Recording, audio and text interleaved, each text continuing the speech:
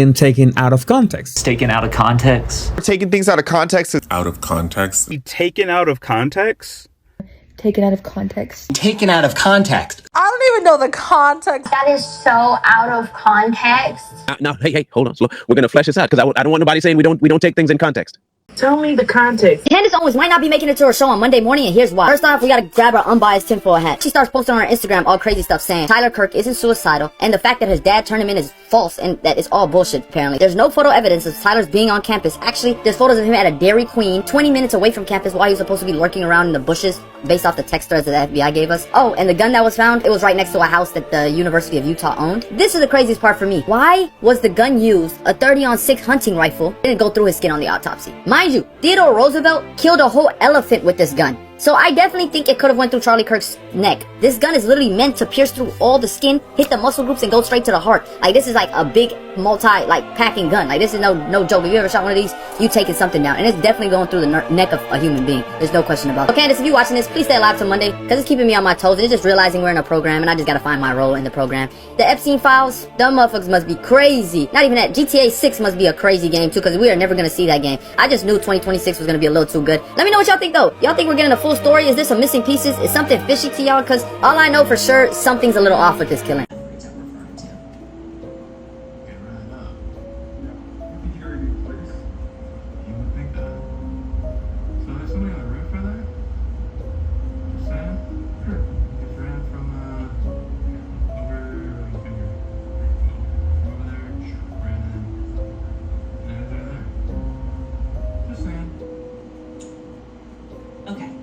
So this footage proved very difficult to track down. And what I mean by that is it's very simple for me to find the account that published the video and made the video viral. And I reached out to that individual. They were immediately responsive. And I said, hey, where'd you get this footage from?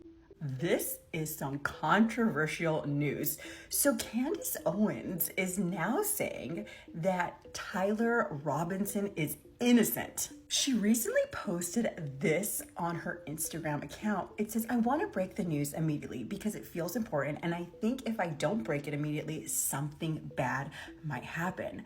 I hope I have earned the trust enough of the people to believe me when I say that I have verified this information but cannot reveal the source. Tyler Robinson is not that word. The entire narrative that has been placed in the media about him having been, you guys can read right there, is completely fictional, as are many other aspects of what we have been told. His father having turned him in after a confession is also complete fiction.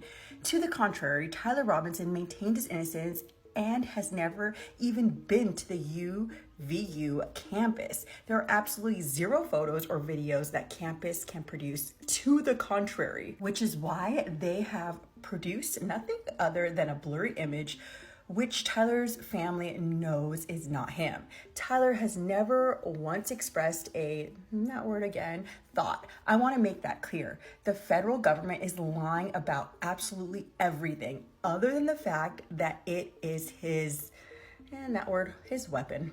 Not that we needed further substantiation, but Tyler Robinson did not author those Discord messages. I would like to again stress that he has never been to the UVU campus, and I need to confirm this later, I believe he was around the campus on that day. I will have more on this later, but I wanted to immediately publish that the Tyler Robinson, narrative, plus the dad that did the right thing after realizing his son was guilty, is a federal concoction. What? So what do you guys think about what Candace Owens has to say and her theory? Let me know all your thoughts in the comments. I want to hear from you. Wow, this is getting wild. All right, Candace Owens, I hope you're paying attention. This video is for you. This is the University of Utah where Charlie Kirk was assassinated, UVU. And this is the story, the bogus story they told us to believe that the shooter was on the roof, and that's where the shot was, where the shot came from. But now looking at the new footage we have and the people doing their own investigative work, which is a lot better than the three-letter agencies have been doing, I can tell you beyond a shadow of doubt, this shot came from right side back of Charlie, okay, where my mouse cursor is. all right, from this side over here. This is the trajectory, the path the bullet took. And it hit his backside of the head, came out of his left side, carotid artery. The bullet did come out. There's video evidence of that as well. The medical coroner or the doctor who said that the bullet stayed lodged in his neck is another liar and is a cover-up. So let me show you what you guys need to do. Candace Owens, you and your team need to get down here to UVU, and you're going to have to do your own investigative work and reenactment scenes to rule out all the speculations that are, you know, three-letter agencies are telling us to believe that the shot came from this roof, indeed, when we know it did not. Now, check this out. This is where I believe the shooter came from, okay? You see this building here? It adjoins with this building here, okay? So this building here has a section on the roof. Now, this section here is probably where the HVAC systems for this building are. And this structure here is a pretty tall structure, okay? So what that means is inside here, you can gain access to this roof from the inside of this building, okay? They do this for reasons for the construction workers when they're working on these systems on the roof, all right? So they have to have access from within inside this building to get access to this attic space, let's call it, okay, of the roof. Now this attic space of the roof is pretty tall, okay? It's probably 8-9 feet tall, maybe a little bit shorter, but this is all walkable within inside this building, okay? Now where I believe the shooter was inside here. He accessed this building, got in this walk section inside this attic space of the roof, okay, and came out through one of the top stairways, the roof latches here, and proceeded to come around this side here to take the shot, okay, waiting for the signaling below, okay, because why did he need the signaling below? The hand signaling that we saw from Charlie Kirk's team was because the shooter cannot obviously see out of his right side this building. So when the shooter, the alleged shooter, was in position, that's when they were signaling to this shooter who was over here in this section, without a doubt. Okay, hiding behind this section here of the building. He's got cover on this side. He's got a wall here. He's got a wall here. And this area here is where he was looking from. Okay, this is the line of sight he had on Charlie Kirk. Okay, that's why it came from the backside of Charlie Kirk on his head through his neck, and the bullet came out this way. Okay, did indeed come out. Do not believe what they're telling us on that medical report. This is where you guys need to do your investigation. You need to ask them to open up the attic space to get access to the inside of this, to see if it's, you know, what does this look like inside this building, this structure here, okay? This breezeway or, you know, attic space up here, what does that look like in it, and how accessible is it, okay? And we need to see the footage inside this building, okay? Was there anybody accessing this area during the, 20 minutes, 30 minutes, whatever, before the shot rang out? You know, was there somebody inside this building here on footage accessing this area? Okay, this top of this area here. Okay, this is a attic space for the HVAC unit. Okay, the duct work and all that stuff. So anyways, this can be accessed, this rooftop can be accessed from within inside the building. Okay, what you guys got to do when you get down to UVU is investigate these areas. Get on this roof. Get inside of this structure.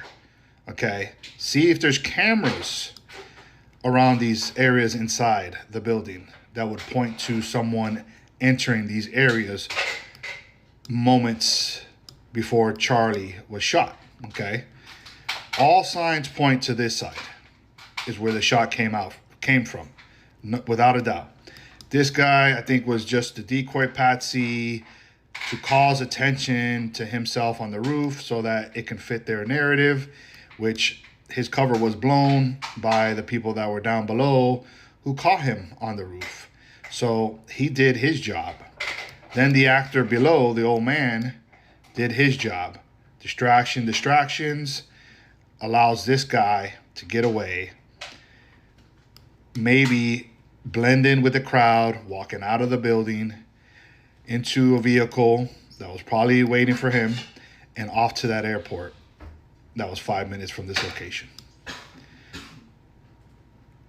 Go do your investigation, Candace. You got this, girl. I really don't understand that when people say this, if they're listening to what they're saying, but let's talk about it. The sheriff met her in the hospital. He offered her the option of seeing the body, but she said advised against it. The bullet, he explained, had ravaged Mr. Kirk's neck. With all due respect, Mrs. Kirk remembered saying, "I want to see what they did to my husband." She was braced for the worst, but what she saw surprised her. His eyes were semi-open, Mrs. Kirk said, and he had this knowing Mona Lisa-like half smile, like he died happy, like Jesus rescued him. The bullet came, he blinked, and he was in heaven. She had not been able to kiss him goodbye when he left the house earlier that morning. She did so then. So you're basically wanting a widow to stop what she's doing, to stop mourning, to stop taking care of the kids, to address another woman that was so quick to go ahead and do a tribute video talking about her husband, who posted only photos and videos of just her and her husband, not even 24 hours after he was assassinated. On that day, when that tweet happened, and we were doing what I used to refer to as like the Charlie dance. Here it is. You don't understand, like, the divinity. Who has been doing numerous amount of videos talking about her dead husband, including paid promotion in the middle of these videos, who doesn't even follow him on Instagram, didn't even ask her if it was okay to go ahead and just launch this whole investigation on her own. And you know what is so crazy is that those that are actually with the family, yes, Eric and the children, they literally did videos telling Candace to stop, to respect the family's wishes, and to wait until that person was buried. And this was her response. Nobody is going to stop me from investigating what happened to Charlie Kirk. Hasn't even said this, "My husband and I support you, Erica," something that his actual real friends have said. I was smiling going through my chat of how many times he would text me a picture and say, "Does this look cool? Does this look cool? Do I look cool?" This is like just a screen recording of us talking about a pair of sunglasses. He's just sending me it. I'm like, nah, that's not good. Nope, that's not, no, send. Okay, that one's okay. That'll work. And this is actually one of my favorite photos of him. Never for a single minute, ever, did Charlie and I stop being friends. Even when the world demanded that from both of us, So ask yourself that question. Would you be okay with that? Or would you be questioning why is it that that person isn't concerned about your well-being? And why not? Exactly. No, Charlie was not wearing an earpiece. He was not wearing an earpiece. I saw some of that earlier footage and it looked like he was. And I was able to verify that actually what people think is an earpiece that's coming up is actually the necklace that he was wearing. I also want you guys to know that he was not wearing a bulletproof vest. I was able to verify that, and there does seem to be a backstory there. Somebody that had reached out who had been providing vests for Charlie and then no longer was providing vests for him. We're looking into that, but I wanted you to know those two facts. It's crazy how Candace Owens' fan base is now attacking her the way she has attacked other people. Calling her trans. The same way she tried to attack Michelle Obama. Chef's kiss. And now the lepers are on the way and we can only sit back and enjoy the show. But it does make sense, the need for acceptance. It does make sense. Now, it makes sense. The need to constantly have to pander to a group of people makes a whole lot of sense. I can honestly see what happened. I can see what happened. But that's what happens when you make your entire career about loving a group of people who make it extremely clear that they dislike you or anybody that looks like you.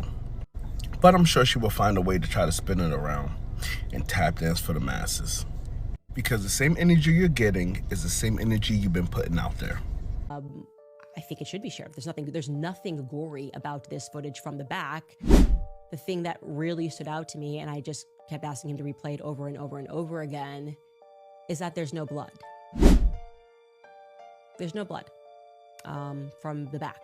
There is no blood. So I think a lot of people were wondering whether or not that bullet pierced and went out the back. I think I vaguely even remember, and Skylar, you can maybe live look this up, but like I thought the feds were saying they were looking for a bullet at some point, which is now very alarming to me. I don't understand that. How could they have been looking for a bullet? Because if I'm not seeing, and there isn't, I'm telling you, what happens in the front is not what happens in the back at all. If I'm not seeing any blood, what are we to take from that? The only thing that could make sense, if what they're saying is true and that person took the shot from the place that they're saying that individual took the shot from, it would suggest that it was inside of Charlie, right? And they would know that. The feds would have known that. So they would have communicated that they were never looking for a bullet. Because remember, one shot. So I'm very confused. I'm very confused, not by what I saw, but what I didn't see. Okay? That's pretty much all I can tell you right now. And I am going to try to get all of the footage. And I understand that right now he is very fearful. But I am going to continue to try to privately push him to just release it. I believe that transparency is the only way. I'm much more, I think all of us would agree, I have much more trust in the people than I do in the feds. The feds are lying about everything, so they should not be the only people that have access to this. And I understand not wanting to have that relived from another angle, but given the fact that there is no gore and there is no blood from this angle, I don't see why not. All I can tell you is that there's no blood. That's it. There is no blood in that video. So give me your thoughts on that. They're all in the same club that you ain't in. All of them. All of them. And you know why they make that hand symbol? Because it looks like that. And that's the Freemason symbol. But don't take my word for it. Let's hear what Candace Owens has to say about it. That's a funny looking symbol too. I wonder what that one means. Remember, they love the number 3. As in 1, 2, 3. Funny how they're both making it. He's the supposedly. Now let's hear from Candace. Those of you who think that you are going to replace Charlie Kirk, okay? Kings are born. You don't just get to depose and tell us that we're going to follow this individual. Okay, tough girl. Okay? I'm one of the Masons of Turning Point USA. Excuse me? Baking powder? I'm one of the Masons of Turning Point USA. Oh. Gotcha. You put a shill in Charlie Kirk's chair, in Charlie Kirk's company. She's one of the Masons. One of the Masons. You know, the people all on the TV. Like, you can't get on the TV unless you join their elite club. Kind of like all of them. That's a funny symbol. It kind of looks like horns to me. And if you think it's I love you, come on. And you can't get on the TV unless you join the club. It's time to figure this out, people.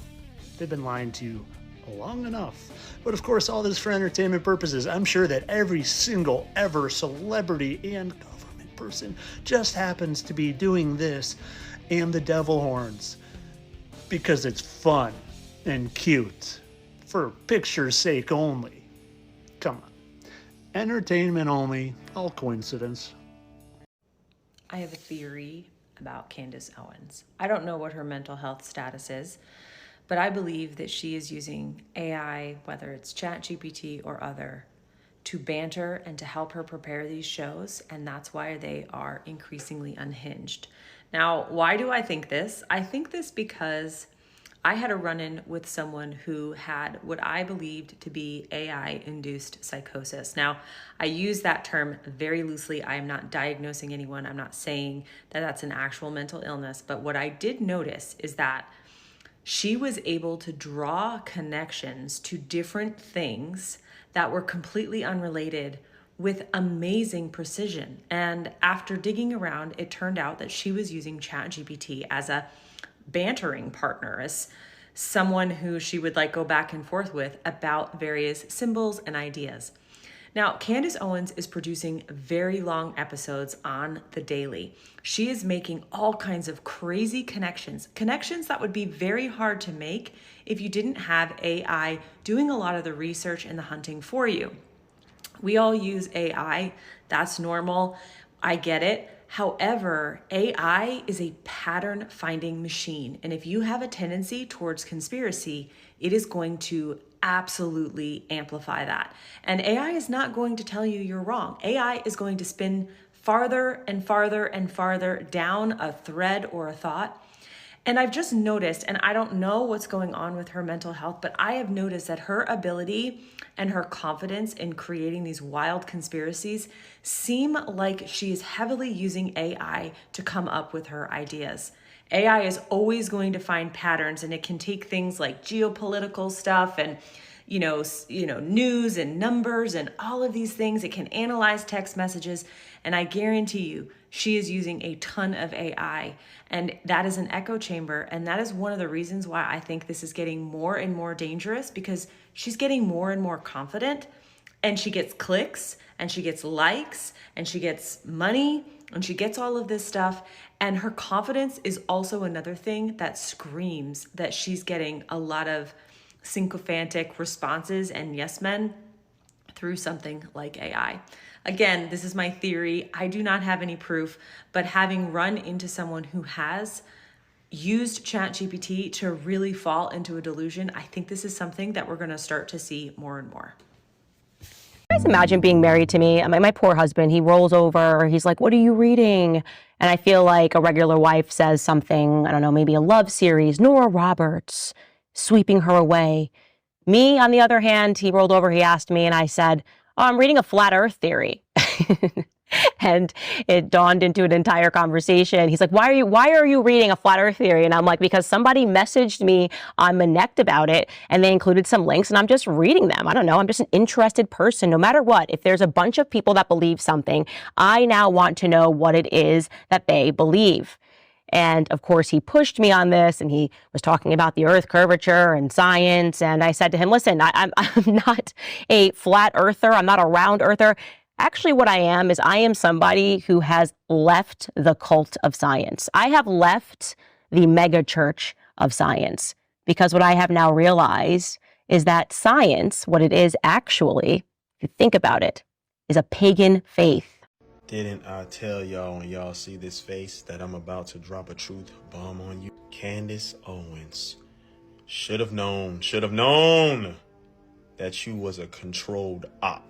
Y'all check out these clips. You exposed, Candace. You are exposed. She's just another controlled opposition puppet. Candace Owens was definitely planted in the right-wing conservative media space. This is easy to see and hard to deny. She literally came out of nowhere and was being tweeted out by Kanye West and being invited on Fox News. That was the first obvious red flag and clear indication that she is controlled opposition. The system only bigs up those a part of the system. If Candace wasn't a part of that system, she wouldn't be tweeted out by Kanye or being invited on Fox News. She definitely wouldn't have 4 million followers or have that much algorithm support on YouTube and social media. All of this attention she is receiving proves the machine is pushing her. After looking deeper into her, I was able to find definitive proof that she's controlled opposition. See, Candace Owens was initially releasing her shows through a platform called Praise For You. Her Candace Owens show was hosted on there from 2018 until 2021. Praise For You is basically controlled by the Wilkes brothers, 2 billionaire brothers who invested over $8 million in that company. These billionaire elites who made their money in petroleum used PagerU to push whatever propaganda they wanted to push. Candace was just another mouthpiece to push whatever propaganda they wanted. In fact, Candace Owens even rallied for the private prison industries, the people who have monetized incarceration and has used shady techniques to increase the number of inmates they get. For example, like I explained before, the same people invested in the private prison industries are invested in the music industry. The record labels are encouraged to sign more gangster rappers to promote a criminal lifestyle in order to influence more people to end up in a private prison. Oh, Candace, I ain't done. Candace claims to know the history of America and how it is corrupted by the Masons, but then pretends to not know the history of the Roman Catholic Church and how it's just pagan Rome in disguise. On top of this, these photos of her conversion ceremony was pretty strange, as the Catholic Church looked awfully similar to a Masonic lodge. In this picture, you can see the church where she did her conversion, and you can quickly notice the Masonic checkerboard floor. You can also notice the 2 Masonic pillars of knowledge that could be found at every Masonic lodge. You can't tell me this doesn't look like a Masonic lodge. Add this with photos like this one, in which Candace is seen doing Masonic hand gestures while wearing a red Trump hat. If Candace admits to knowing about the Freemasons, why is she then using Masonic hand gestures? Why is she also converting to Catholicism? And why does this Catholic Church look like a Masonic? Just like the Bible say the world love its own, Hollywood love their own. In the last 24 hours, I've received a few messages from my followers that state the following. Candace Owens is looking to give $10,000 to whoever can supply her with the information of who is paying for these videos about her. Here's the thing, Candace. First and foremost, you cannot pay me a dime for something that never happened. See, unlike the way maybe you operate, some of us are simply moving off of what the hell we see, right? Not the conspiracies about the Jews. We're going off of the information that is presented, i.e. the evidence, i.e. the way in which you have been acting for the last couple of years. Now, you're looking for people to give you some sort of information about who is paying for a smear campaign about you, when the reality is you have been the greatest smear campaign against yourself. You have been destroying your career due to your own level of whether it's hatred.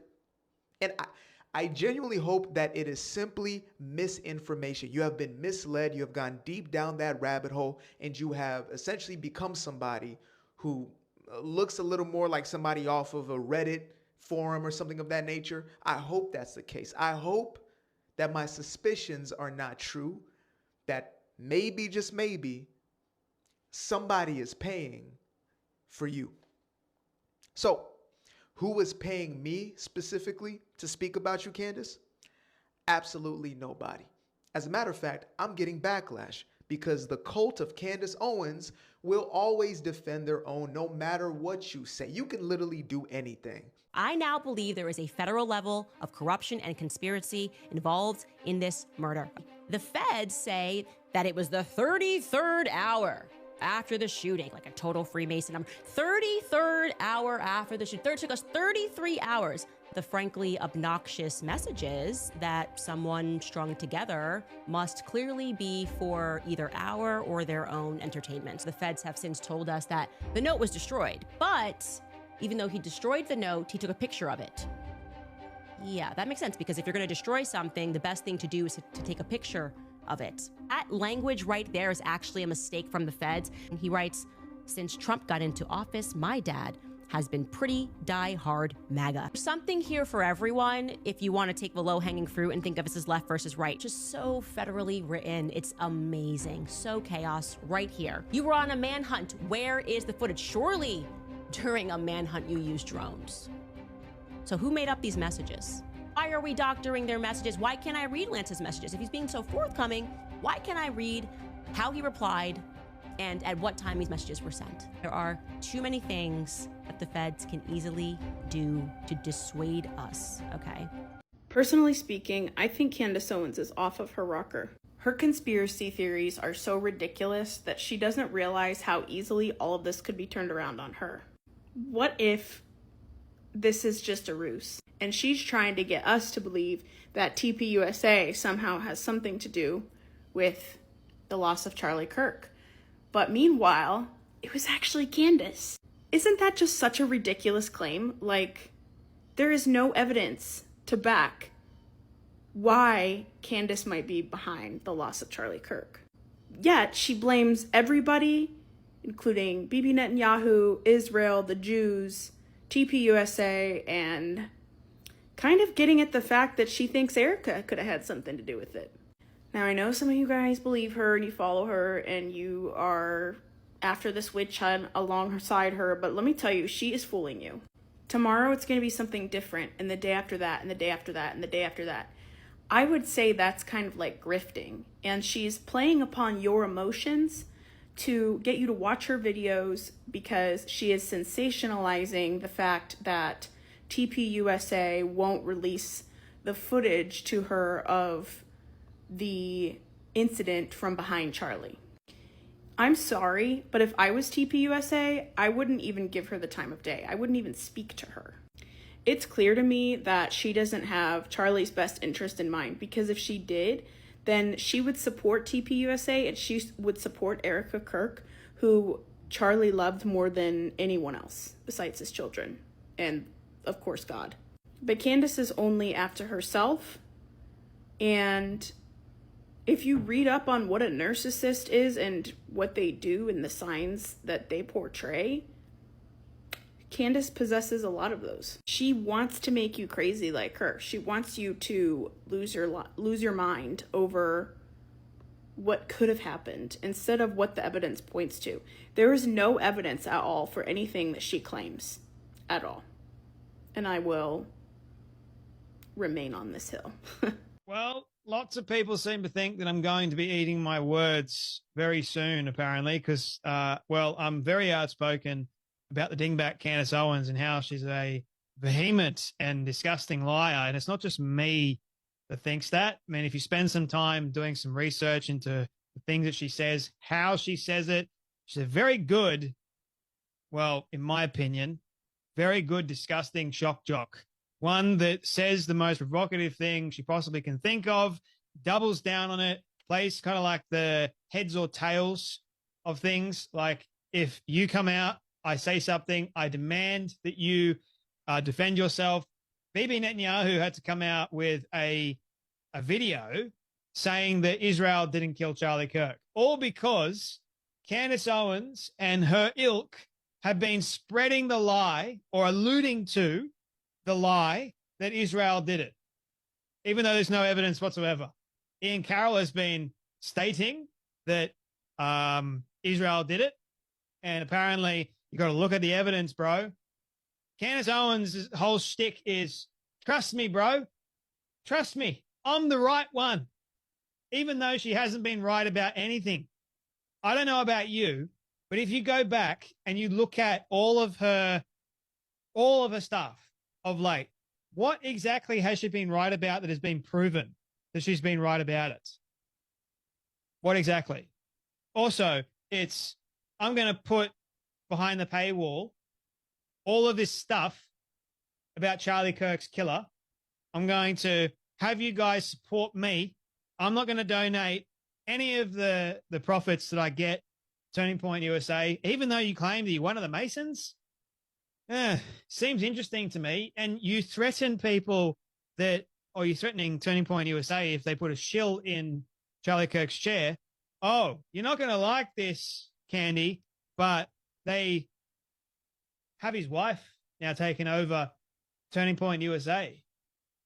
So what do you have to say about that? I can only imagine Erica at the moment. I don't think she's privy to all of this, but I was listening to the Patrick Bet David podcast, and Eric, who is on the board, was saying that there was a split between Candace and Charlie, and they haven't really spoken to each other because Candace was going further and further down the loony bin. Evidently, it's going to cause her a great deal of trouble. Her trust me, bro stick is waning thin. Her credibility is waning thin. People are saying that she's an incredible talent. Like, she knows how to talk. She certainly does. If you still listen to Candace Owens after this, then you are absolutely lost. I proved it before, but today she dropped a video that is absolutely exposing her extreme grift, and I'm going to prove it to you with her own clips. Here's what she said today. Getting to whether or not Charlie Kirk was converting to Catholicism and whether or not he was offered $150 million from Israel. Except I literally do not know who said either of those things, but we'll see how he responded. Anyway. You don't know? Oh, okay. Candace, just so you know, this one's still up. Just so you know, let's take a look at it. And I'm going to show an extended period of this video so that way nobody can say that I'm just clipping something. It's about 3.5 minutes, but I'm going to speed it up for you. Bibi Netanyahu in a phone call, which took place was a couple of weeks ago before Charlie lost his life. Charlie was in the Hamptons, and he had more than one event, but he had essentially what was staged, the intervention was staged by Bill Ackman. Because Charlie's rational thoughts about Israel were a no-no. This is not the route that you should be going on. And Charlie was surrounded by his friends, quote-unquote friends. Bill Ackman was very upset. And threats were made, is what I am told, and I will tell you that I am very happy for Bill Ackman to dispute this narrative. In fact, he was asked to dispute this narrative. Max Blumenthal went out to him today, and Bill Ackman came back and said, I have receipts I can show you, and he did not provide the receipts. If it's not how it went down, I know it went down this way. I'm waiting for one of them to go on record and to say that it didn't go down this way. It was at this time that Bibi Netanyahu was called, and Charlie was invited to Israel. This was an under duress situation, I would say, because I've been in these situations before. When I started asking very sensible questions about Israel, as someone who had dedicated her political life to supporting Israel, many times alongside Charlie Kirk, I was met with the very same pressure. And just like Charlie was being invited to Israel, I was invited somewhere else. And when this arrived to me, it felt like a threat. You know, it felt like a threat. Like, not like, hey, come here and we can educate you because you're my friend. More like, this is your last chance. That's how it felt to me. I can't speak to Charlie. I know that Charlie was offered a ton of money in this moment. A ton of money. He was funded, you know, spent tons of money. And Turning Point, I guess, if he needs to go to a higher level, would have gone to an even higher level than it already was at. And I know for a fact that Charlie denied that funding. That Charlie denied, and what he did include there, he declined to go to Israel. Or I would describe this as like, you know, re-education camp. You know, we've seen it. You may not know, but we can help you. You know, we just need you to come out to Auschwitz and take a picture. You know, we just need you to come to the Holocaust Museum and take a photo. We just need you to go to Israel, and we can make this better. Charlie said no to Bibi. Okay, Bill Ackman, if you would like to dispute that, I would love to hear what you say happened, because our sources and what we have is solid. Okay, there were conversations that took place, messages that were sent at that time, and they are solid. So I decided not to. Now let's address the fact that you say you don't know where the whole he's converting to Catholicism is coming from. Really happened because, you know, I think Charlie was definitely on the brink of changing his perspectives, and I can tell you factually, Charlie was praying the rosary. Charlie was going to mass. One of my last conversations with Charlie was me joking with him saying, just make the last step, okay? You are, I said specifically, you're too smart to be a Protestant. Just take the last step, Charlie. He says, haha. You're speaking about, I can tell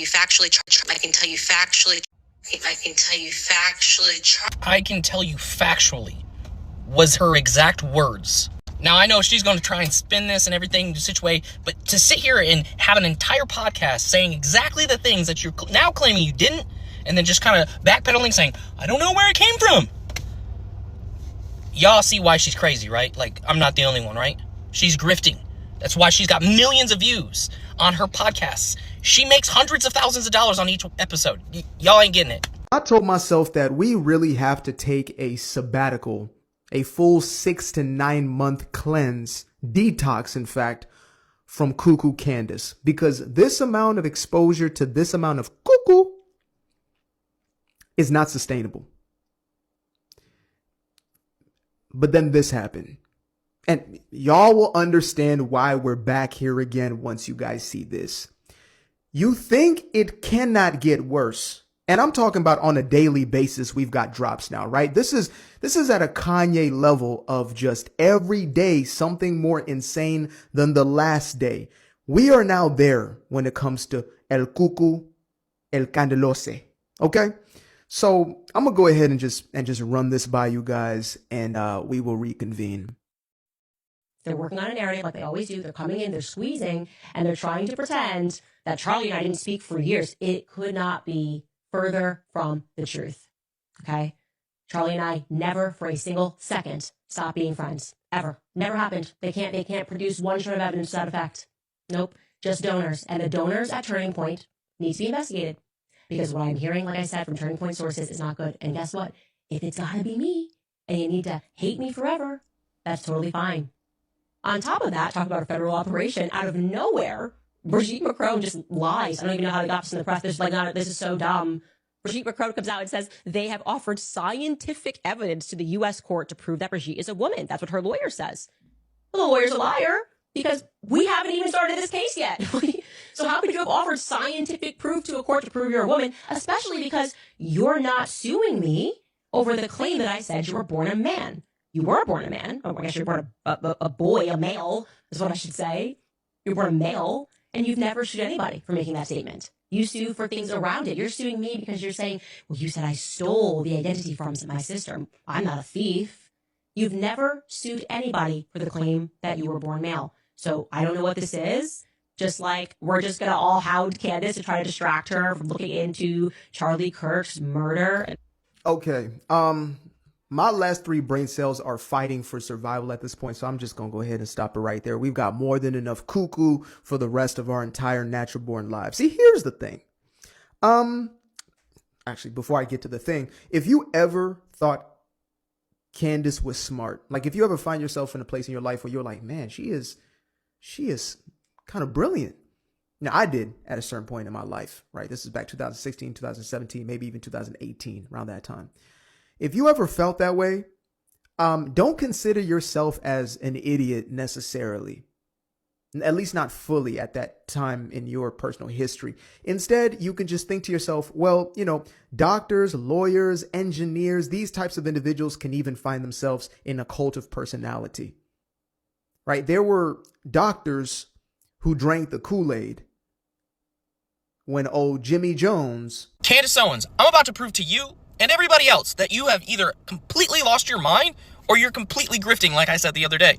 Look, as you guys know, when I began investigating this assassination, at no point did I ever speculate that any other country was involved. I never speculated that Israelis were involved. So it was surprising, to say the least, that they're simply pretending that I did, pretending that I blamed Israel, pretending that I said Bibi Netanyahu killed Charlie Kirk. It is now, like I said yesterday, it feels like they are trying to get ahead of something, like they know more than we know. I don't know why you would say something or accuse somebody of saying something that they didn't. Candace, not sure if you're aware, but this episode is still up. Let's take a look at what you said in this video.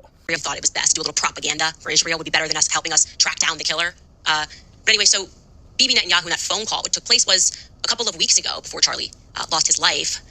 Charlie was in the Hamptons and he had more than one event, but he had essentially what was staged, an intervention was staged by Bill Ackman, because Charlie's rational thoughts about Israel were a no-no.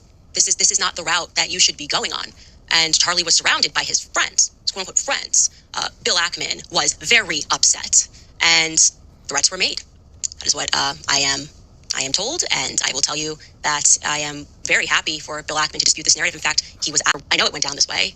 I'm waiting for one of them to go on record and to say that it didn't go down this way. It was at this time that Bibi Netanyahu was called and Charlie was invited to Israel. This was an under duress situation, I would say, because I've been in these situations before. When I started asking very sensible questions about Israel, as someone who had dedicated her political life to supporting Israel, many times alongside Charlie Kirk, I was met with the very same pressure. And just like Charlie was being invited to Israel, I was invited somewhere else. And when this arrived to me, it felt like a threat. I gotta tell you, it felt like a threat. Not like, hey, come here and we can educate you because you're my friend. More like, this is your last chance. That's how it felt to me. But yes, you didn't blame anyone or any other country at all. You only strongly implied it, right? Whatever.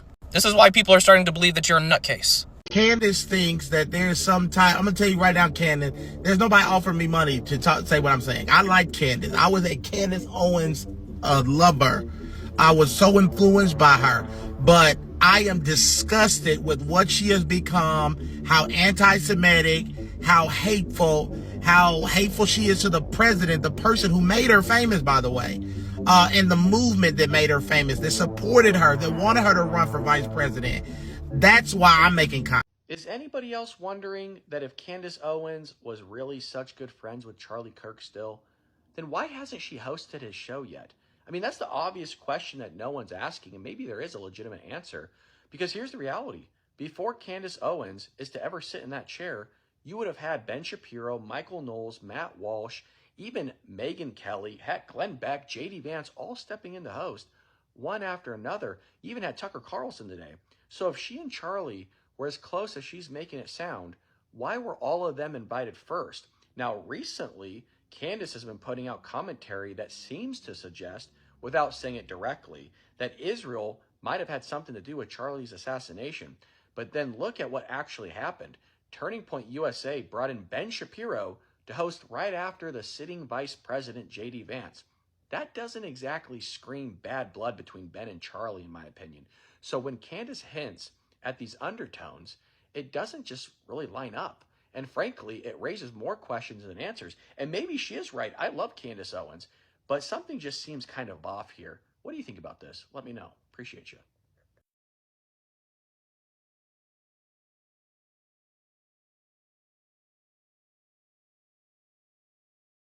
Candace Owens is a deeply sick and demented individual.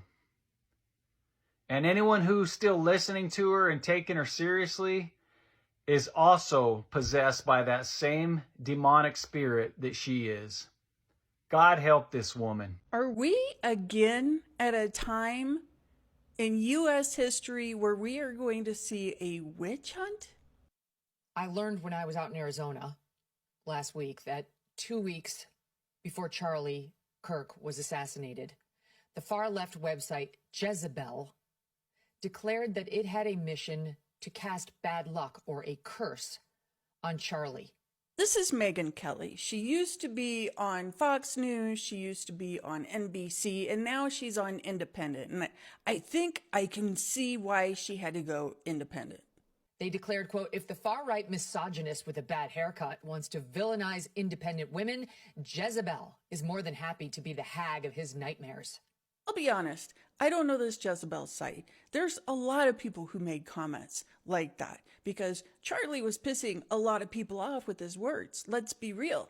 But what website did they go to seek help to put a hex on Charlie Kirk? And they went onto the website Etsy, yes, Etsy, to, quote, cast a curse on him. Yes, this is actually a thing.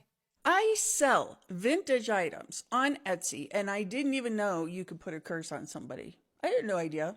Didn't know you could purchase that on Etsy. I'm learning this today.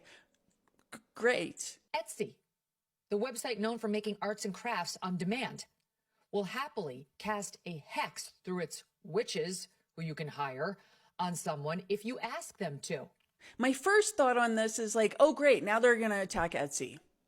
Attacking TikTok, and now you're attacking Etsy. Like all of my forms of income. It's fine. Whatever. Erica and Charlie Kirk heard about these curses. And they had a good laugh and moved on with their day. And that news genuinely rattled Erica in particular. She knew Christian teaching on the subject. She loved Charlie, absolutely. And she was scared. How scared was she? So much so that she and Charlie contacted a friend who I believe she said was a Catholic priest, but definitely a friend, and asked him to come over and pray with them over Charlie the night before he was murdered. Look, I don't want to be the one to say it. Am I going to have to be the one to say it? You guys are all thinking it. I'm going to say thoughts and prayers. Guys, too soon. Okay, but we're not going to sit here and believe that there's some actual curse and witchery happening here, are we? And the person who wrote the article about it said, I'm not calling on dark forces to cause him harm. I just want him to wake up every morning with an inexplicable zit, right? So she's probably trying to be funny, to be fair. I mean, that would have been funny. The thing that happened wasn't funny at all. But waking up with a zit every day, that would have been a good one. Candace is, I'm not going to say super close to these people, but she knows these people. So I'm wondering, what does Candace think about all of this? But contacted witches who are not trying to be funny. That's the problem when people don't understand that this stuff is real, that you're saying to a witch, yeah, I'll pay for you. I'm going to reach out to you to pay for you to put a curse on Charlie. And that witch did that. And it brought, obviously you can see, they were distressed. Now, normally I would see a video like this and just laugh it off and be like, you guys are weird. But now, with the government doing the things they are, and overreaching into places they shouldn't be, I'm like, are they going to try to say people are witches? Are they going to try to do that? Because, bro, come on. How far are we going to take this shit? How far are we going to try to get people to believe that there's some spiritual forces that can control the world? We're really just ants when it comes right down to it.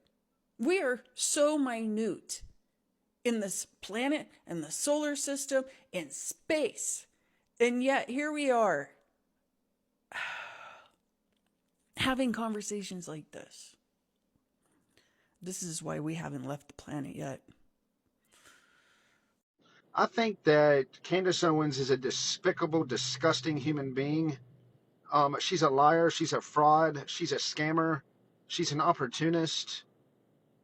And basically, I think she ought to lose every ounce of wealth that she's obtained off of lies about Macron, which I'm not a fan of. And I'm definitely not a fan of her husband, the French president. And I'm not defending Macron, but there is no way that is a man. No matter what Candace Owens says, lies about I hope that this lawsuit that's been filed by the French president and Bridget Macron, I hope it destroys Candace Owens, because she's a liar. She's disgraceful, and there's no doubt about that. And I'm not defending Bridget Macron.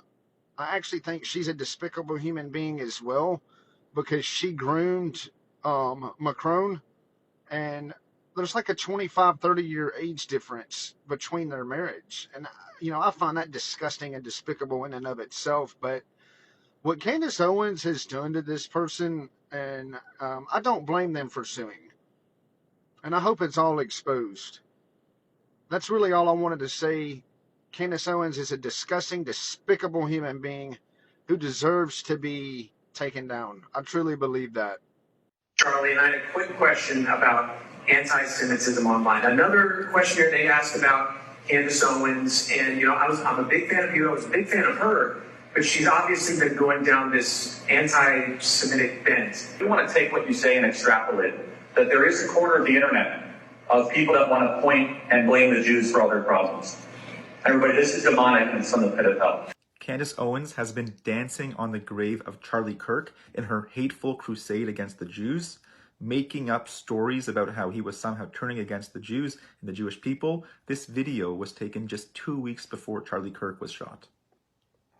Charlie, and I had a quick question about anti-Semitism online. Another question here they asked about Candace Owens, and I'm a big fan of you. I was a big fan of her, but she's obviously been going down this anti-Semitic bent.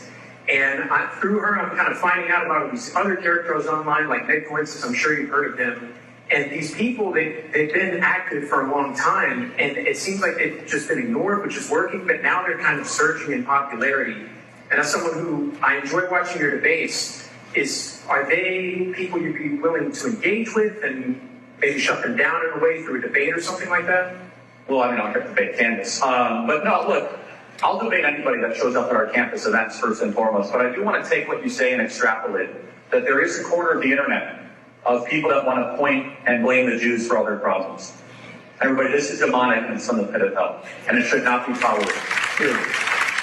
When it goes to the problem of an entire generation that has economic resentment, they don't own anything, they're not getting married, they're not having children, they're depressed, they're anxious, they're staring at their screens all day long, and all of a sudden, your extrapolation of all that is, well, it's the Jews' fault. That is sloppy and shallow thinking. And not only that, they say, oh, it's the Jews' fault. Okay, let's kind of play this out. Well, tuberculosis, that used to kill about 1 billion people. It's a group of Jewish scientists that came up with the antibiotic that cured tuberculosis. How about CPR, the MRI machine? There's over 500 million lives that were saved over the last 50 years because of people that were Jewish scientists that were working on things. They'll never say thank you to the Jews, but they'll always say shame on the Jews. Weird how that works. And finally, they always blame the Jews for stuff. Jewish people are an ethnicity. So therefore, definitionally, you have people that are secular, orthodox, religious, that are all over the spectrum. You're trying to blame an entire ethnicity for a singular problem. Hold on, let's take a step back here. Instead of that, what could you possibly do in your own personal life to improve your own state of being? If you are blaming 0.02% of the world's population for all of your problems, that is not going to be good for your soul. It's not good for your psychology. It's not good for your future in any way, shape, or form. And so I would just say this, that any young person that goes into this hyper online brain rot, you are serving yourself over to your own demise. You are serving yourself into a suicide mission that will not make you happier and not make you healthier. Instead, here's what your attitude should be. Your attitude should be like, I can't own stuff, I got it, can't own a home, I'm not getting married, I don't know who to date. Said, wow, the challenges are immense. I'm going to now overcome all those challenges and go on an adventure. I'm going to prove everyone wrong. I'm now not going to be a victim. I'm going to be a victor. I'm going to dig deep. This is still a great country. This is a free country. I'm going to use my agency. I'm going to use my ability. And I'm not just going to go point in the corner and be like, I'm overweight because of the Jews. Women don't want to date me because of the Jews. How about this? As Jordan Peterson would say, sit up straight with your shoulders back, follow the rules for life, make yourself interesting, learn something new every single day, and instead of pointing at a small group of people and engaging in this brain rot, become a better person. You'll be a happier and healthier, more joyful and productive person. More and more, I can't respect Candace. She is delusional. Yeah, so I used to really love her. I did, honestly. I really did, up until very recently. And I just, watching her, I started getting this really just bad feeling in my heart. And just, I don't know, there was just something, and I could not put my finger on it. I was just like, something just feels very off when I watch her. It's like I could see it. I could feel it. I could see through all of these little webs that she likes to weave, and she's very good at it. She's very cunning and clever and intelligent, but she has I believe she has a God complex. Her talking about why won't they release the footage that I saw on FaceTime from the cameras from behind.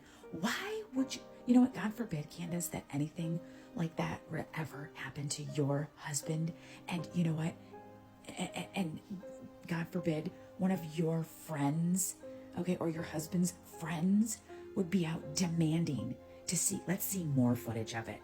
And she is, for real, straight up, unbelievably, like, oh no, it's not gruesome. No, I think we should see it. And just her reasoning, no, you want it released to you so that you can get the views, Candace. Like, she's sick. She is really sick. You know what, that footage, it wasn't enough for us all to see in 4K live. His neck being, that wasn't enough for you, Candy? She's, you know what, I don't believe that she's truly a Christian. She never talks about God or Jesus. She never talks scripture, nothing. Oh, she says Christ is king. Oh, okay. You can't, it's always Israel, Jews. You know what, Candace? Did you know that Jesus was a Jew? Like, I want to tell her, did you know he was a Jew? Do you know anything about Jesus?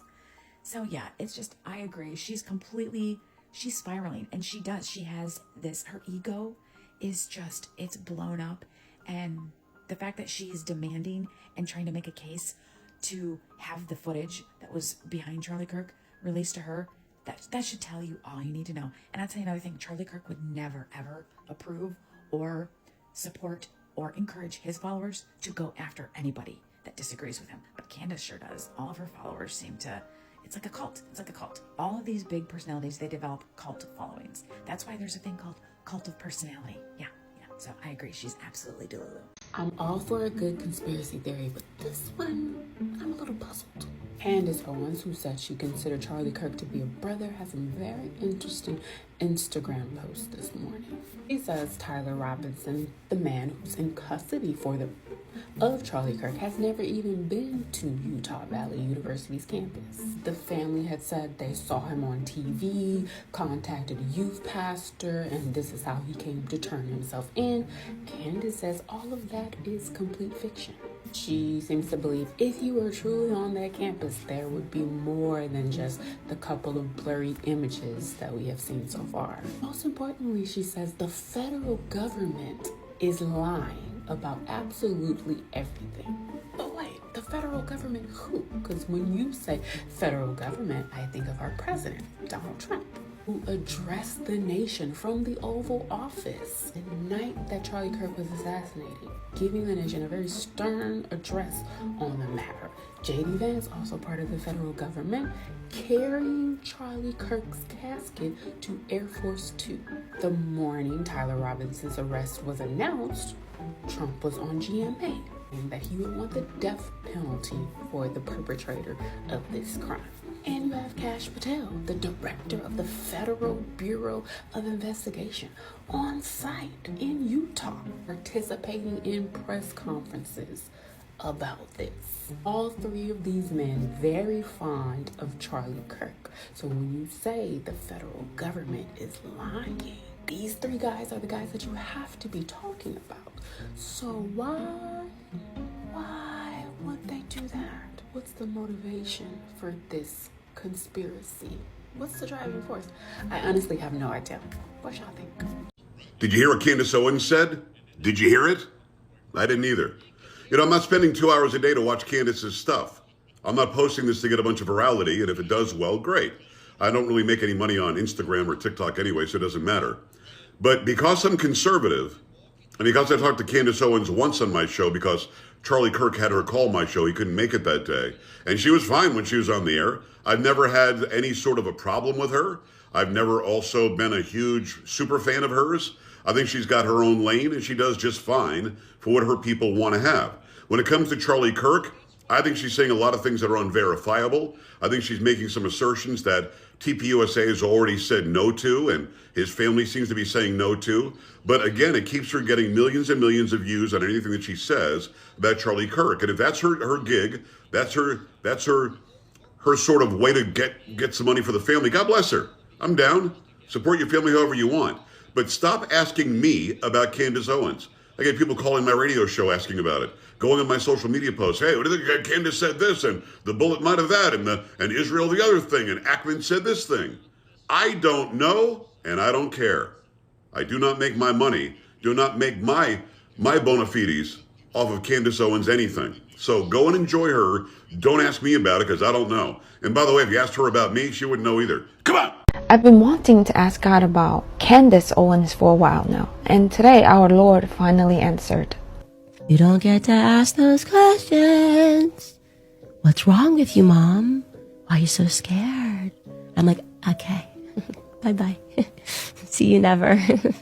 For some time now, since late 2023, I've suspected that she has been paid by radical Muslims to spread an agenda, to hate on Israel.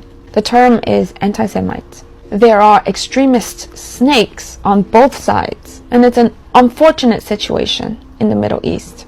When I was there earlier this year, I saw that civilians on both sides want this war to end. And God told me it will only end when they both seek Him. With that said, a few of Candace's recent videos came on my FYP, and I told God, Lord, this is unsettling. One of my last conversations with Charlie was me joking with him saying, just make the last step, okay? You are, I said specifically, you're too smart to be a Protestant. Just take the last step, Charlie. She teased that, that you were going to get unfiltered answers to burning questions like, quote, was Charlie converting to Catholicism?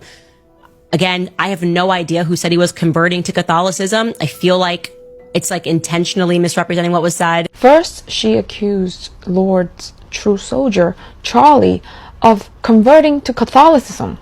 By the way, if you truly know the Lord, you know we don't need papacy and we don't worship Mary.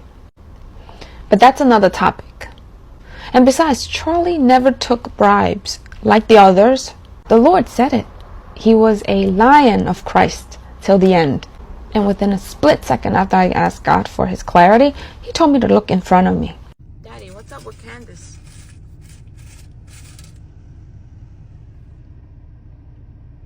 Took a paycheck?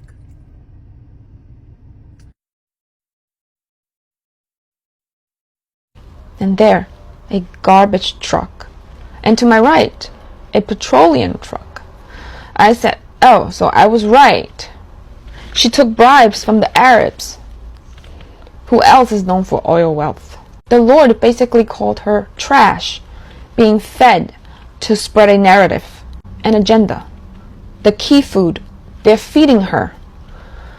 That's a big accusation for me to make, so I waited for God to confirm. He said, yeah. Good gut feeling? Alright.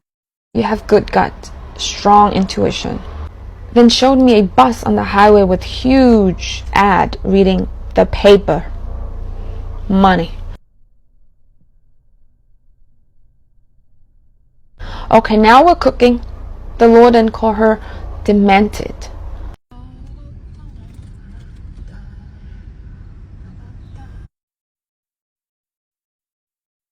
It's true. Look at this video. You don't get to ask those questions. What's wrong with you, Mom? Why are you so scared? I'm like, okay, bye-bye. See you never.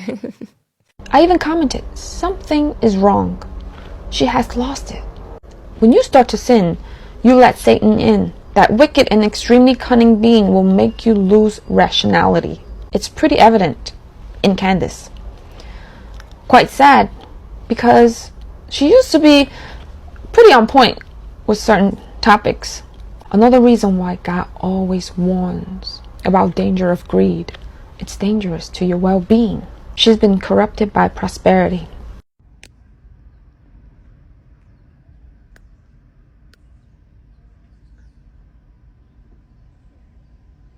He said they gave her a big slice of pizza, a large cut, and told me to research what Arno means. It means ego power, ego ruler. That's him signing the message. In her reckless gamble, she took a risk, betrayed God, and was sucked into Satan's vortex.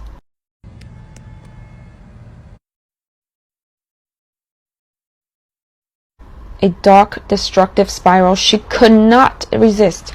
Now she's merely another puppet in his record. She's used to mind control the public, and the visual also means rebellion. Lastly, God calls us to stay globally minded, self-aware, and service-driven, to remain on his green wood, living fresh and full of life, through innocence and righteousness. But if you cross over to her side of the dry wood, it is dead, sinful, and destined for burning. And what's even crazier is that I almost ended the message by saying she fell from grace. The Lord immediately sent me a warning using my friend. What the hell were you saying? How dare you add your own words? I got so scared. I really got so scared and said, okay, sorry. I didn't mean to assume she was ever good. He said, look out the window. She's always been a pig.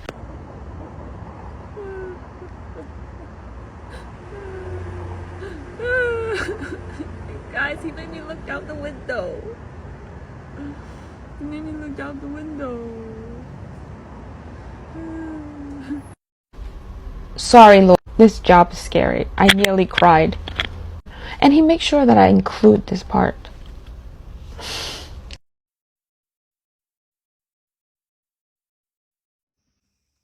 Will someone please explain to me this blind following of Candace Owens, believing everything that comes out of her mouth as fact? Explain it to me as if I were 5. You don't just wake up on a random Saturday morning and say, oh, we're not best friends anymore. She had to have done something so egregious to his very constitution that he chose to cut ties with her. Now, she's making all these videos and saying all this stuff that everyone is taking for the gospel truth. And she's doing something that in Louisiana we call crawfishing. You say something and then, oh no, I didn't say that. I don't know who said that. You're crawfishing. Please explain this blind obedience to her. I do not understand, and I am genuinely curious.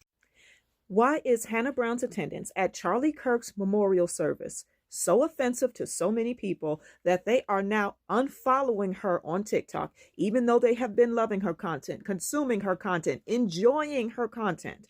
They are unfollowing her on TikTok strictly because she attended a memorial service for somebody who they don't like. So those of you who don't know, Hannah Brown is a creator on this app. Hannah Brown said that she saw the horrific video of Charlie Kirk and felt bad for him, even though she did not like his views. She did not agree with his views. When she saw the video circulating on TikTok of this horrific incident that happened to him, like most human beings would, she felt bad for him. And because of this, she said she decided to go to his memorial service to pay her respects because she knew that he did not deserve the fate that he got. Now, her presence at his memorial service has caused such a stir on social media that a lot of her followers have now begun to unfollow her. And even though she made a video addressing the topic saying that I am not MAGA, she repeats explicitly in the video that she is not MAGA, but she decided to go to the memorial service of Charlie Kirk. These were the reasons why she went. People are making videos saying, Look at her attending this memorial service. Did you know that Hannah Brown was MAGA? I didn't know that Hannah Brown was MAGA. I can't believe that we missed that Hannah Brown was MAGA, even though she said explicitly she is not MAGA. She went to the memorial service just to pay her respects to another human being. Then some of her followers even went so far as to show video footage of her at his memorial service, saying not only was she there, but she stood up and clapped along with the crowd. She was participating along with the crowd. Did you see what she's done? And they're circulating these videos about her. My question is, what's wrong with that? What is wrong with paying your respects to somebody else, even if you don't disagree, even if you don't see eye to eye on certain issues? I'm going to try to make a video about the Macron versus Owens case with the hopes that I can talk about the interesting legal issues without getting into the politics and without getting into the issue of Miss Owens herself. So I do think there are some things in here that are potentially bigger than the case itself. And I do kind of want to note what those are, but I just want to say at the outset, I will not at any point get into any discussion in any video about whether I think Candace Owens is a credible authority for anything. I'm not going there, so don't ask. She has First Amendment rights, just like all the rest of us, and the courts and the case and plenty of political commentators will be talking for months about those issues. I want to talk a little bit more about the process and about what I see as the bigger picture. So unless you've been under a rock, you know that Miss Owens has been speaking for a while and actually had a multi-part documentary about her belief that the president of France and his wife are not who they claim to be. Specifically that Mrs. Macron was not born Mrs. Macron, she was born as a male, that is being covered up. There are also other things going along with it. That's sort of the top line story that most news organizations cover. But when you read through the complaint, it's actually more than that. As part of this, she also talks about how she believes that the Macrons and her family might actually be related in some way. And so they are engaging in the act of schmex with people you're related to. You know what that word is. She also claims that President Macron is like not really President Macron, that he's like a CIA op, like a Manchurian candidate kind of person. She also says that any journalist who has tried to report on these issues ends up unalive. So it's the main allegation is the stuff about Mrs. Macron, but then there's all of these sort of pieces to it.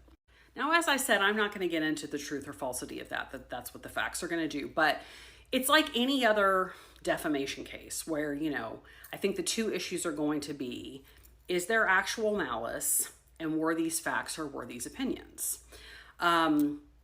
In terms of actual malice, the allegations at this point from the Macrons in the complaint is that, you know, there's all this publicly available information out there that debunks all the things that she's saying. And then apparently they also sent her kind of like a cease and desist demand letter that included additional, like, here's the proof of why all the things you're saying are not true. And since that didn't stop her, she is now speaking with reckless disregard for the truth. So we'll see what happens there.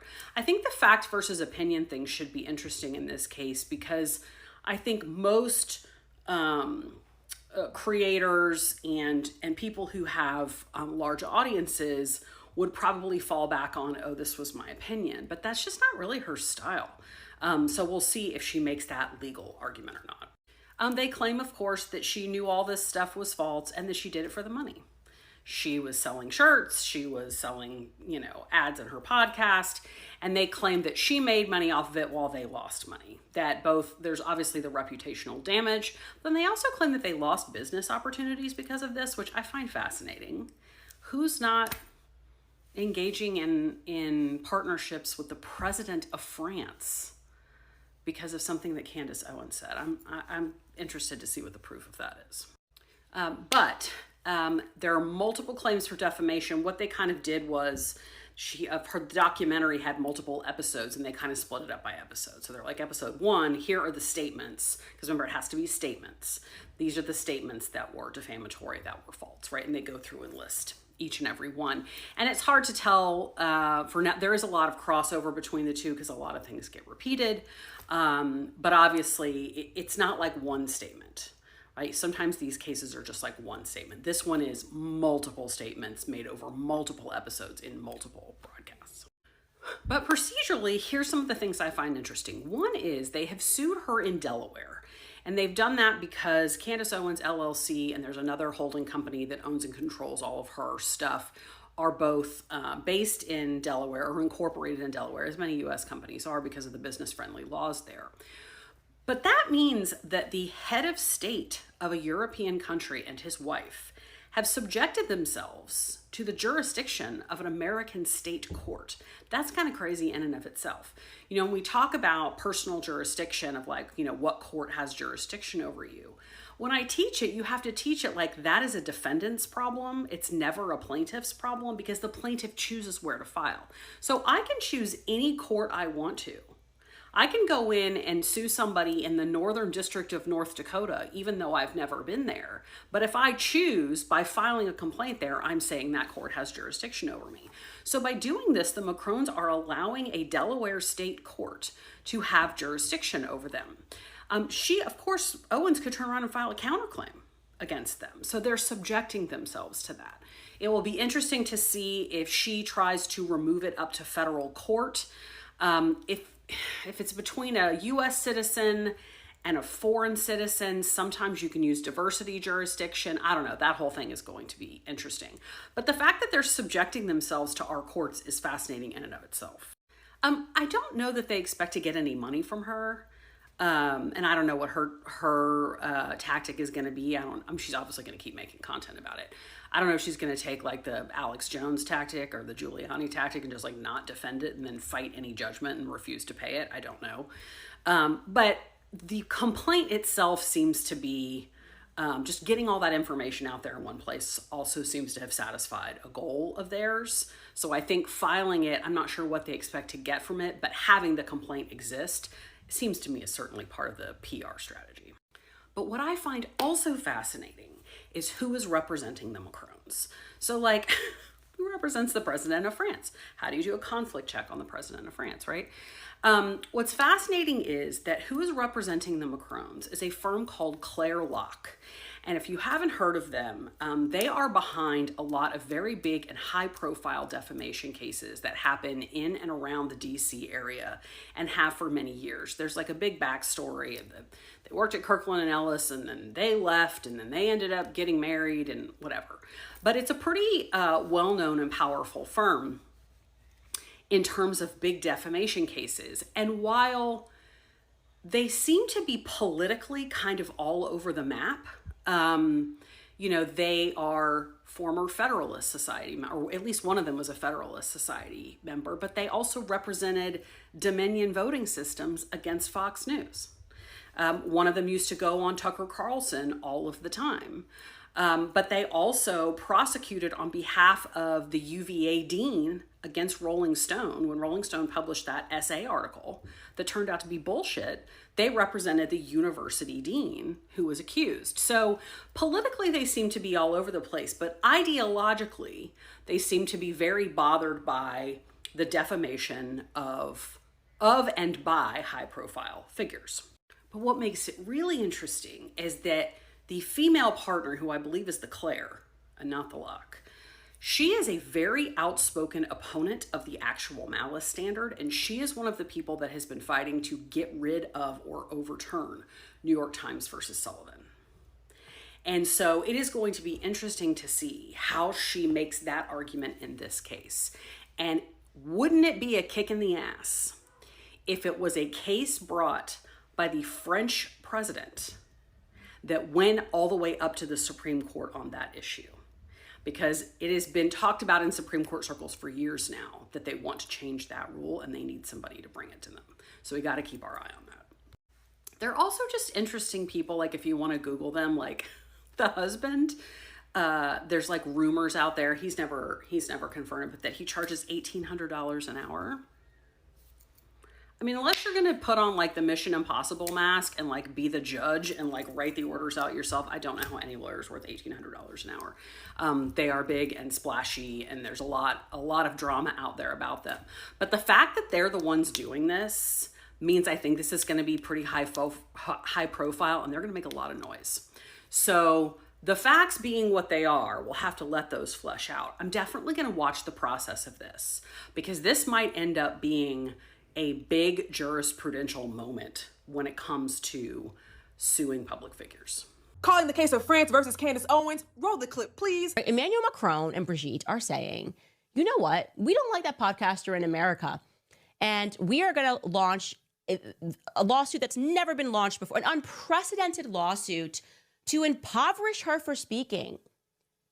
And both J.D. Vance and Trump have not issued a statement. Yes, Candace, they're coming to take your podcast mic and your MacBook Pro. Follow me here. You were popping it online a couple days ago. I'm talking about you were on Brigitte Macron's head top. You doubled down after the lawsuit was filed. You said she was born a man and she will die a man. You were born a man and you will die a man. You said you didn't want the case to get dismissed because you wanted to see what evidence they have to deny your claims. Now you're talking about they're trying to impoverish me, and you didn't believe and you can't believe that the president didn't step in. Huh? You thought the president was going to step in and get involved in your personal defamation lawsuit with the president of France and his wife? The same president of France and his wife, mind you, who told you multiple times to cut it out, sent you paperwork saying your claims weren't true, and you kept going. And the gag is, if you really wanted to go in on Brigitte Macron, there's plenty you could have talked about. That's the real. How did Brigitte Macron meet her husband? Hello? There's a whole lot of tea there, but you picked this angle, calling her a man, because you knew that that's a hot button conversation in the United States right now. Then you went on Tucker Carlson talking about you don't want the lawsuit dismissed. Let's turn our thinking caps on. That's illogical. Now you're facing off against another wealthy family. You and your husband have coins, of course. You're successful. You are a popular content creator. But I don't know if you got Brigitte Macron and them money. And they've hired a serious top dog law firm. They are coming. My recommendation to you as a judge in this case, have a conversation with opposing counsel. Figure out how to cut your losses. Next case. They're trying to silence me because I speak the truth. Candace has been lying for years, and we will expose her. See you in court. Wow. Freedom of speech is a marvelous thing. Yes, it is. Just like you, Candace has that option as well. Look into Angels of Romania that Erica is involved in. Then you should know why Erica was kicked out. Wait a minute. Are you seriously trying to throw shade at Erica Kirk right now? For Candace Owens? So, this is what I'm talking about. These influencers like Candace Owens get into your brain and worm their views and ideology into your brains, and all critical thinking goes right out the window. You know what? It wasn't Candace Owens that had to watch in front of her children while her husband was assassinated. Yeah, no. Candace Owens didn't experience that. It didn't happen to her. It happened to Erica Kirk. So you, as a follower of Candace Owens, you need some self-reflection, my friend, because that is truly vile to say that. As far as I'm concerned, Erica Kirk doesn't have to apologize or say a damn thing to anybody. Candace Owens is not the mouthpiece of Christianity. Just because she says Christ is king all the time does not make her the authority in Catholicism. I'm sorry, I hate to break it to you. I'm a Catholic, and I do not agree with a single thing that Candace Owens says. So yeah, all of you, this is a prime example right here of what influencers can do to people. They make you like you just get sucked into their worldview, and then that's it. And that's why you guys are called stans. That's why they call them stans, okay? Because it's like you no longer can think for yourself.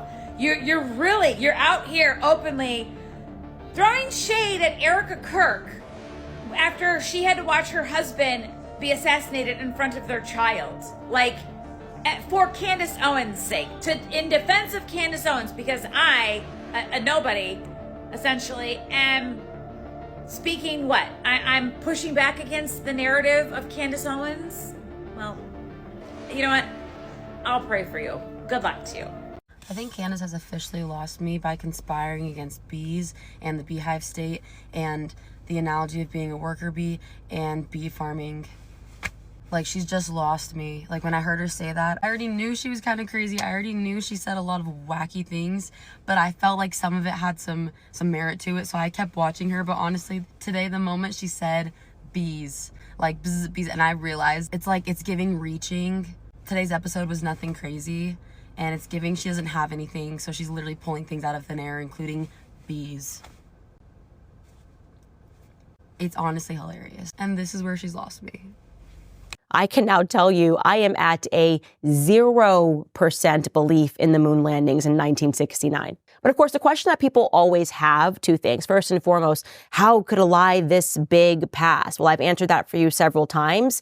The bigger they lie, the more likely you are to believe it. In fact, on the way in here, I was having a huge debate with my team about dinosaurs. And I was like, man, dinosaurs, it's weird. Evolution, a giant meteor came, hits, and suddenly all the dinosaurs were gone. Tell us that pretty much in third grade. They don't really pick it back up. And of course, people are like, what do you mean?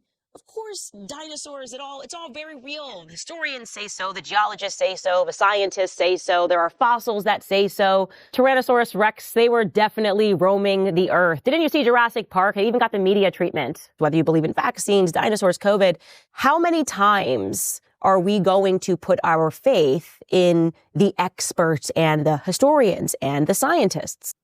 So what's happening here? Well, I can tell you my suspicion. I think that this is a program. I do. I don't know, but I know. You know? I don't know, but I know.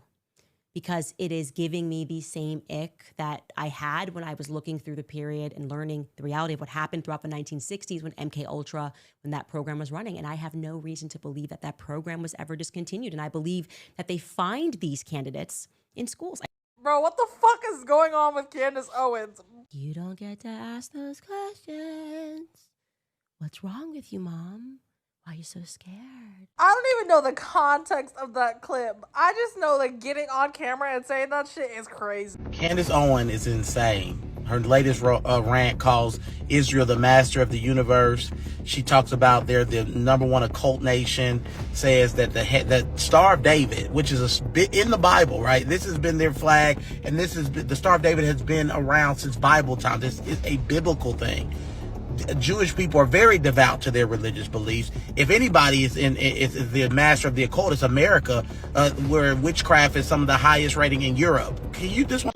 All right, as crazy as it seems, there is a lot of weird sort of infighting now that Charlie Kirk has passed away. And one of the weirdest ones actually has to do with Candace Owens and somebody who is saying that they are Charlie Kirk's pastor, Rob McCoy. Rob McCoy has issued a statement. We got this through Joel Berry. And this is the statement. Charlie Kirk was a friend, and I was his pastor. And I want to simply say this regarding Candace Owens. Charlie Kirk was a friend to Candace and never publicly spoke poorly of her, though he disagreed with her. He never operated or entertained gossip or innuendo concerning Candace. My only comment I offer regarding Candace is this. I only wish at this tragic time of mourning she would be a friend to Charlie,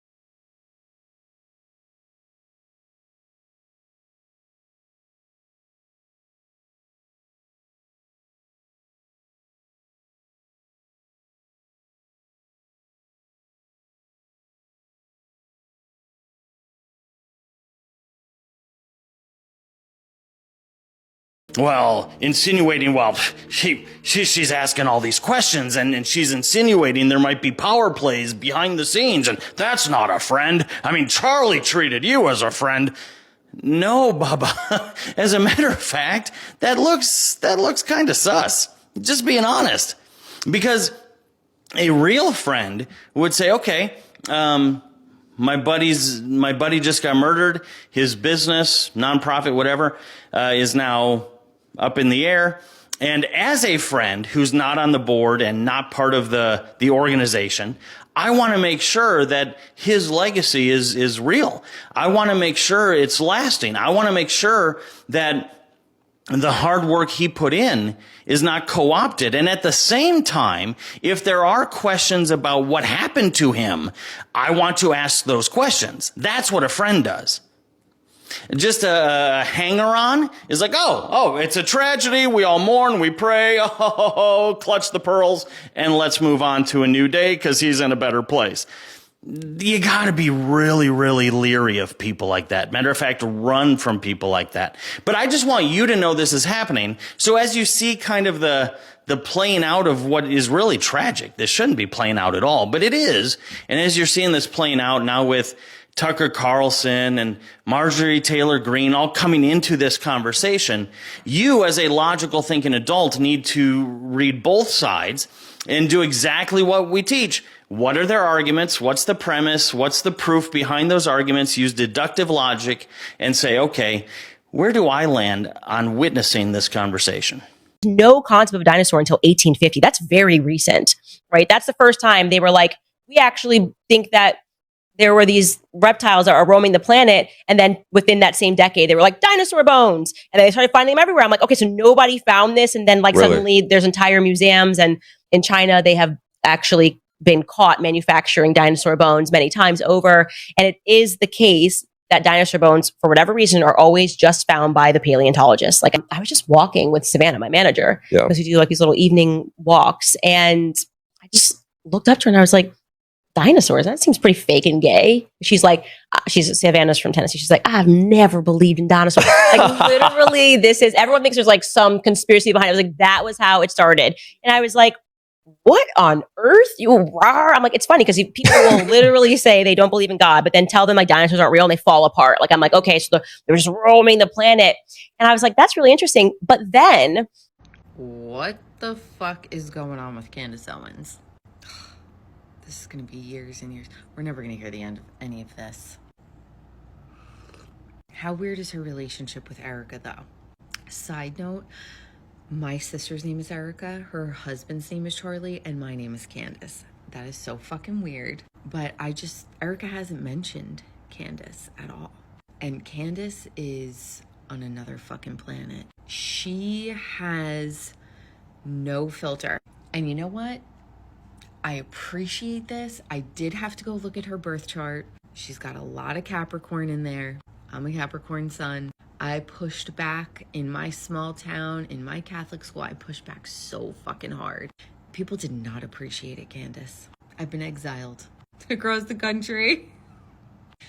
But Erica Kirk, she gives me peculiar vibes. I don't know if it's the eyes. Sometimes if people have like those crystalline, clear blue eyes, I do get like a little thrown off when I look at them. I'm like, they're piercing through your soul. But she hasn't mentioned Candace. The speech was a little performative, if you ask me. I don't believe that kid Tyler did that. I also don't really believe that Erica likes Candace. Candace Owens' most recent podcast has me mind-boggled, and not for the reasons that you think. In fact, the pieces of content is not what I'm questioning, but what I'm questioning is her behavior, her body language. I don't talk about politics typically on my platform, but what I do talk about is psychology, body language, and all those different things. So I want to explain to you some things that I noticed. Candace Owens really went above and beyond to reiterate her relationship with this individual. You know who I'm talking about. TikTok won't let me say the name for recent reasons. I don't know. She really, really, really went out of her way to exaggerate her relationship. Yes, I understand they were personal friends, but she really just went out of her way to put on that performance, even offering to throw out text messages dating several years back. She really expressed her involvement in Turning Point. So the first term that I want to tell you about is called burging. If you don't know what that means, it's an acronym for basking in reflected glory. This is a social psychological term for somebody who associates somebody basically for an image. There was also a lot of impression management, which is basically controlling the narrative based on events that they can provide and prove, again, to gain credibility. There was a lot of overcompensation with the narrative of, oh, this is my duty, this is my job, this is basically like my life's destiny kind of vibe, just how passionate she is about the situation. It was giving very just validation seeking. And also there was this really, really weird part where she gets like angry and she kind of steps away for a second and she's like, I gotta work on my anger. I promised the priest I would. To me, that is an example of cognitive dissonance display, basically pretending to have a struggle between her inner beliefs, which is Catholicism. Honestly, how I think that her behavior came across was something called authenticity paradox, which is basically where somebody tries so hard to seem authentic and real and be trustworthy that it actually gives the opposite reaction. Again, I'm not saying that I'm not a fan of Candace. I really respect and admire her work. I really respect her content. I think that she's a very strong, independent, intelligent woman. I just thought that her behaviors in the last two podcasts just were very odd.